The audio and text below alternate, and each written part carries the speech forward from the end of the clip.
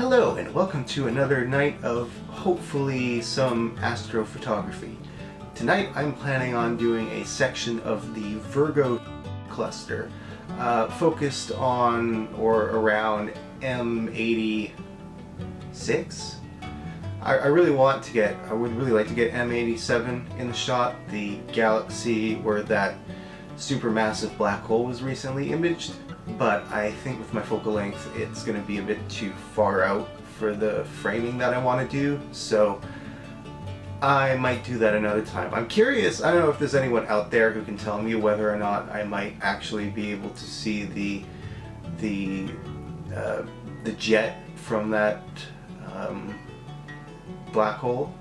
I've seen some pictures that look like they were made with amateur telescopes, but I'm not sure what they were using. So if there's anyone out there who knows, please let me know.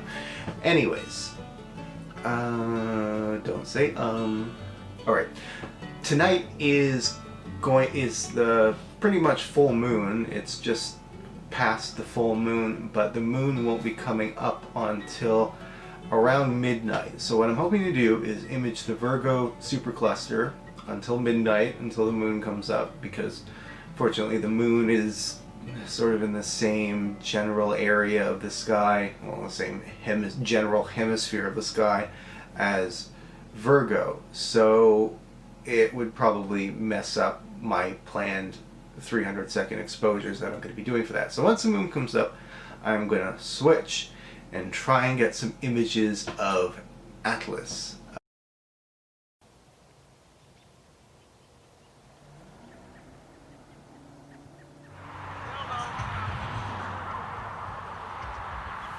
Hello, well, we are now back on the crappy wireless mic.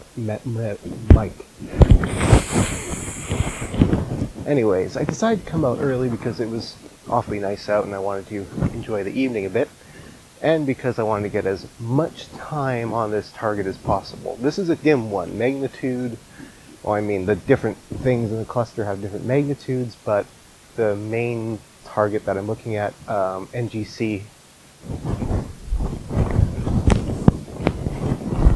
4438 is magnitude 6. I mean magnitude 9. That's Bode's galaxy. It's over there. That's magnitude 6. Markarian's chain is a stretch of galaxies that make up a small portion of the massive Virgo galaxy cluster. Looking at the region in Stellarium, it's amazing how many galaxies are scattered all over that part of the sky.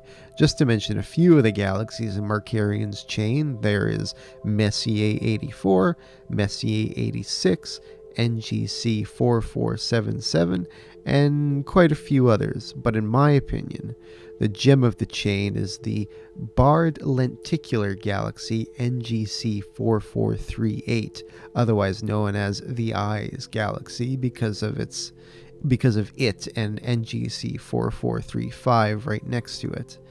One thing very apparent about this galaxy is the distortions in its structure due to the tidal forces of interacting with the massive nearby galaxies. Through work done with the Spitzer Space Telescope, it's been found that the nucleus of the galaxy is primarily made up of relatively young stars with an age of around 100 million years old. This is possibly due to interactions with its closest neighbor compressing stellar gas and dust, thus triggering the star formation. There has also been the discovery of gas and dust within nearby elliptical galaxy M86, a type of galaxy typically made up of very old stars with very little star formation and lacking these types of structures, so it's thought that M86 may have stripped some of those materials from NGC 4438 in a previous interaction millions of years ago. Also, some speculate that NGC 4438 is the galaxy on the other end of the wormhole in Interstellar. But after some faffing around with my setup, we return with our first subs of the night. Well, we are now imaging on Markarian's chain, rather. and I think it's going quite well, other than this darn satellite that's come through this exposure, although we have a new exposure coming in now. Well, there we go. Nice clean one. Anyways, I'm pretty happy with how this is looking. Obviously it looks rather bright, but that will all be fixed in processing, hopefully. And I'm quite excited to see how this one turns out. Unfortunately tonight it's going to be a night of not really looking at much on the screen because it's quite dim.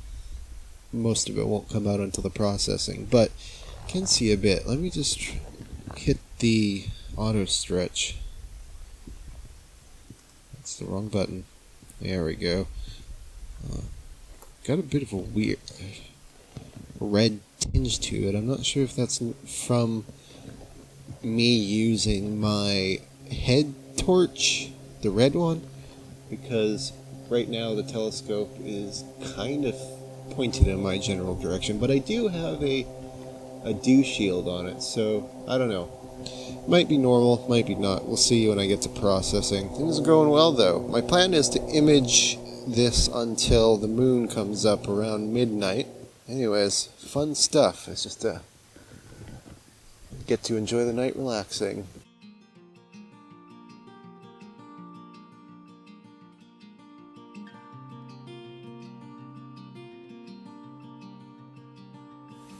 Well, I actually had quite the treat a little while ago. I was just looking up at the sky, as you do when you're out under it at night, and a huge, I'm not even sure to call it a meteorite. I guess technically it would have been a meteorite or a small meteor.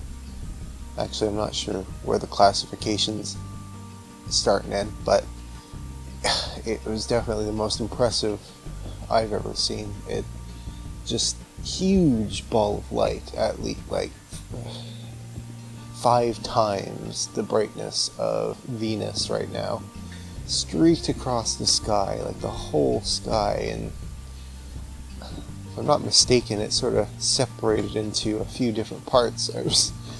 Maybe plenty of people have seen this kind of thing before, but I thought it was really impressive. Anyways, I am still doing the exposures on Markarian's chain. I do wish I had spent a little bit more time sorting out the framing, but I think it'll work all right when I processing and I do the crop and all that kind of stuff, so it should be okay. But it's been a nice night. It's nice not having it be below freezing at night. That got a bit tough, and it was a huge pain for camera batteries. I found they always died, but maybe it's just my camera batteries that are bad, because I would expect them to work in -2 Celsius.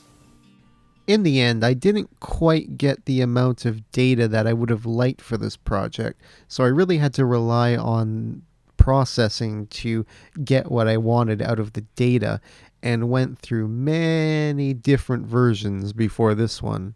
Much thanks to Trevor over at Astro Backyard for the videos that helped a lot with the processing process? The processing process. No. This is this is one object or group of objects that I'll certainly be coming back to in the future.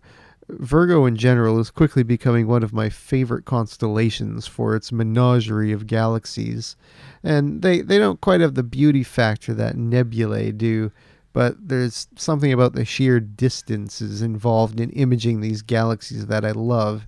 Eventually I plan on getting a Richie Cretchen for this kind of stuff, probably a couple years after I start putting money aside for that. But enough telescope talk for now. Without further ado, here's Markarian's chain.